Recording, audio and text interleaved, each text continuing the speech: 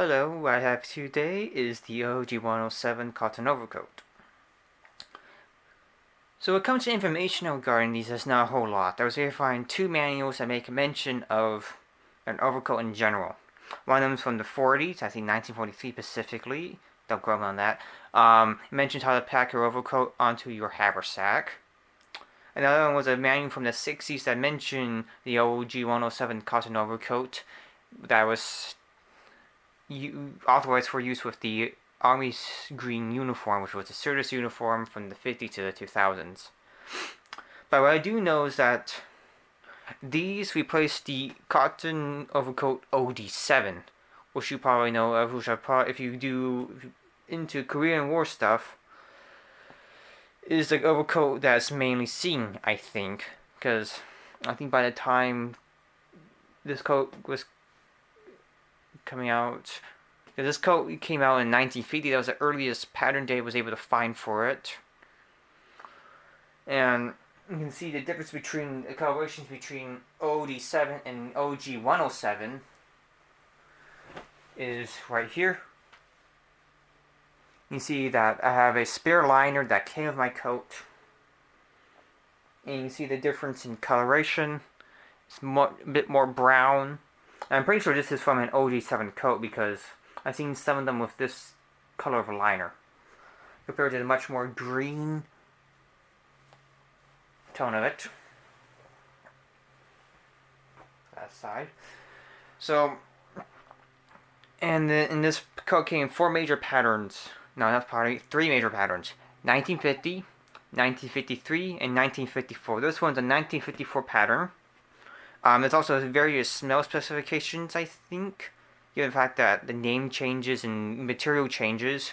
For instance, you can see these with different percentages of fabric type, like wool, nylon, and such, blah blah blah, cotton. And I've seen these with different tags, and they generally read like this, like overcoat cotton OG107, overcoat cotton sateen OG107, overcoat cotton wind resistant sateen OG107, and then in the 60s they changed the material from cotton to polyester and cotton blend, which essentially changed it from overcoat, cotton, polyester, cotton, OG107, yada yada. So, and that's about what I know. Is I replaced the older OG7 coat. And I don't really know what the difference between the different patterns are. So let's get into the coat itself now. Alright, to begin, let's look at the fabric. So what I have here is a 8-point utility cap, an OG107 made of a cotton sateen material. So we're to compare the materials up close, assuming the camera would be nice enough to follow. You can see that material, the fabric types are fairly similar, but on the utility cap is a much looser weave compared to the coat, which has a much tighter weave. I do have a pair of OG507s. The Dual Press Utility Uniform will be the correct way to say it. And it's kind of the exact same thing. Similar weave, type of weave, if not the same. And starting from the top to the bottom, let's look at the coat and its individual features. So, we were to flip up the collar. You see that there's a bit of a different color of fabric. A much browner-ish type of color compared to the rest of the coat. And the back is even lighter. Much lighter green. But under the collar, you can see that there's a cinch, a neck cinch that you can. I'm going to be splicing this in. I did not do a good job of demonstrating the collar cinch. So you can see this is what the collar cinch is made of. The same material as only same color as the rest of the coat. Maybe a tad. Nah, this is about the same. You see it's this triangular piece. So what you can do is you just unbutton it. Put it here. It is done. Same goes for this. You can put this here. And this will help keep you nice and warm. You can see the difference in shade between the different materials from the outside and the underside.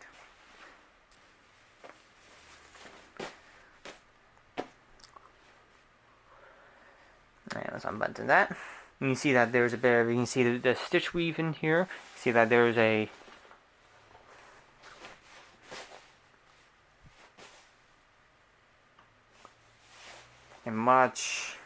bit of stitching right here and there. So the camera can pick it up. You see it a bit there. So you undo this button. Moving down.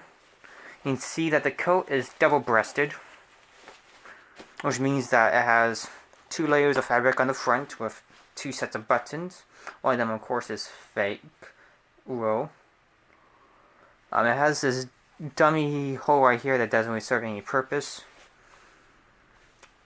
Okay, moving. Oh, another thing, at the top of the coat, there are epaulets that are buttoned down. I get to a bit more of those on the back. And now let's change the position of the coat. Onto the center. It has 2 pockets right here that do the exact same thing. They're quite deep. They go way down here. You see on the camera. But also they have another way. They also, but they don't just go, but they're not just pockets with the jacket. They're actually pass-through pockets. So it means that you can open up this button here, which seals off the outer pocket of the coat from the inner pocket of the liner. I get to that in a second. Which allows you to get to your pockets if you're wearing high-waisted trousers or high-rise trousers. Which would probably be more appropriate during this time when this was made. On the other side, actually, it features the tag for the outfit, for the item. You can see all the information for the coat.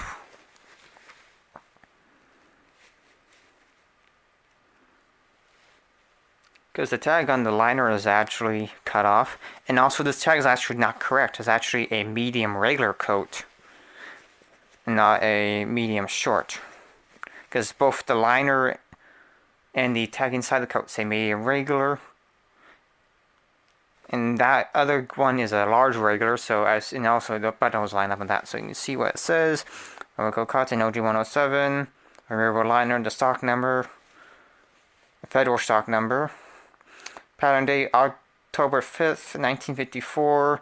And this one is made in March 16th, 1955, so this is really old. You can see the spec, the mill spec or number. And this was made by PQMD. I guess probably, I don't know what P and D are, but I can probably guess that the Q and M mean quartermaster. You can see the materials list. It has to be for the liner of it being 64% wool, 27% cotton, and 9% nylon. I don't know. I'll get to that in a second. Looking at the sleeves. The sleeves are nothing too much to gawk at, but they do have a cinch where you can cinch them up to help keep out the cold air. Moving down, you see that it has a additional little button down here you can use to cinch up the little extra bit at the bottom. Help keep you in the cold air, but it's kind of like a weird spot to do it when you're wearing the coat. That's about it for the front, and now onto the back. Okay, now with the back, you get a better look at those epaulets. You see that they're just plain, nothing to them that more or less hide the seam between the front and the back. It has a giant stitch down the back of 2 smaller stitches at the side. The belt, which you probably saw but I didn't make mention of, is this giant piece of material. The belt buckle is aluminum, painted brown. The belt is securely attached with the back by this loop. Essentially, the nice thing about this is that you don't know about, if you're buying one of these, you don't know about the belt going missing. Somebody cut it off. I don't know why they would. Alright. Now down to the back, it has a vent in the center that can be button closed or left open for better mobility. maybe better and not to retain as much heat. And that's about it for the outside. You get another look of the cuffs here and what they look like. Let's move on to the inside. Okay, so here's what the coat looks like on the inside with the liner installed. And so, looking at the general features, you can see that it's buttoned. The liner is buttoned in. It has some buttons at the sleeve to help keep it in place there. But I get to the liner more in a second. But before I move on to looking at the coat without the liner inside, you can see that I stick my hand through the outside pocket. You can see it pops up through, like so. Now onto the actual inside of the coat. Alright, with the inside of the coat, it has a hanger at the top, so you can hang the coat without using a hanger or such. It has another size tag, along with the primary tag. Inside is fairly bare bones, except for the holes for the liners. You see how the coat is buttoned up. Is more or less this: you put this part over you, then you put this part over you, and then you put the holes. The buttons themselves will be hand sewn in, and the buttons on the side that you use to button the coat have a button on them, or the top two do, and the one up here for the cinch. You see they have a small button here, and a bigger one here, and the hand sewn in, with only using 2 of the holes and for each stitch rather than all 4. Move on to the bottom. Oh, wait, the pockets. So you can see that the pockets here, you can see how they're done, and that this overlap. The material just overlaps, like so. You can see that the button here and the button all here, etc. Move on to the bottom. See that the vent at the bottom is a much darker green, especially compared to the outside. In the bottom, the coat is not stitched down, is actually apart. But the only thing keeping it from flapping around is this little bit of material. Looking at the inside of the sleeves, you see that they're fairly bare bones as well, except for the sole button for the liner. Alright, now onto the liner itself. Alright, with the liner is comprised mostly of wool. So some of you people may find this a little itchy, and this is something you gotta watch out when it comes to moths, as they will probably find this a nice tasty snack to put the children into. Alright, so from the outside, there's not a whole lot. If you look at the sleeves, they have a little button here for the button in the sleeve I showed a bit ago. And there's no stamping here. The armpits don't have any material over them, I guess to help get rid of air, since it's cotton, to be a much better material to let heat through and other stuff, so you won't sweat like crazy like you will with in a polyester shirt.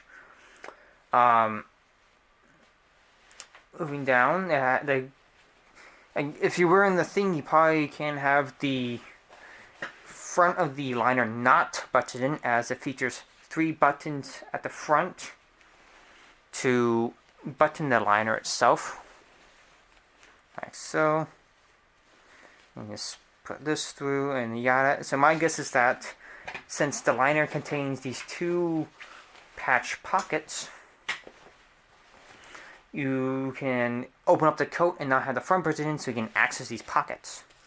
You can see that in the other side of the pocket, you can see that it has the exact same tag, but this one it has the correct medium regular. And I was thinking about it. I don't know what the pecan stands for. It's probably like Pennsylvania or someplace or whatever. But my guess is that the other ones are something begins with a P, Quartermaster Depot. So if someone mentions it, but the first time I was thinking about that, that's probably what that D stands for. And then moving on to the back.